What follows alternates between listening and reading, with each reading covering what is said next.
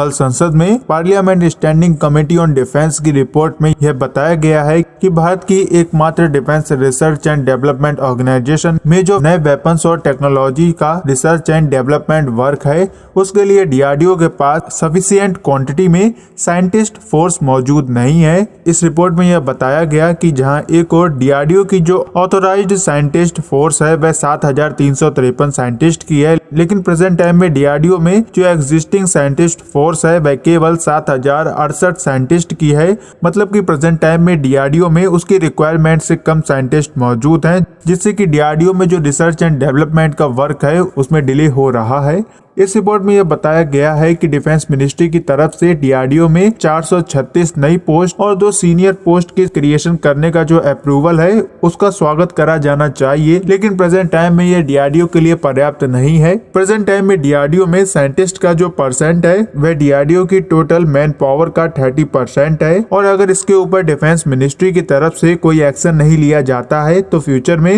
होने वाले research and development work को इफेक्ट करने के साथ ही यह नए वेपन्स के डेवलपमेंट में भी देरी का एक रीजन बन सकता है। वहीं डीआरडीओ के चेयरमैन आर सतीश रेड्डी ने आईआईटी भुवनेश्वर के 13 फाउंडेशन डे पर स्टूडेंट्स को एड्रेस करते हुए यह कहा कि भारत को डिफेंस के सेक्टर में पूरी तरह से आत्मनिर्भर तभी बनाया जा सकता है जब सभी state of the art defence equipments और सिस्टम को इंडिया में ही डिजाइन, डेवलप और मैन्युफैक्चर करा जाएगा। फिलहाल तो इसमें अभी कुछ सालों का समय लग सकता है, लेकिन जब भारत में यह सब काम किया जाने लगेगा तब भारत डिफेंस के साथ ही कई सारे क्षेत्रों में आत्मनिर्भर बन जाएगा। उनके द्वारा स्टूडेंट को संबोधित करते हुए यह कहा गया कि स्टूडेंट्स को जो अपनी एनर्जी है उसको नेक्स्ट जनरेशन की टेक्नोलॉजी को सीखने में खर्च करना चाहिए, जिसमें आर्टिफिशियल इंटेलिजेंस और साइबर सिक्योरिटी जैसी टेक्नोलॉजी शामिल है, जो कि आने वाले समय में फ्यूचरिस्टिक इंडिया की बैकबोन बनने वाली है।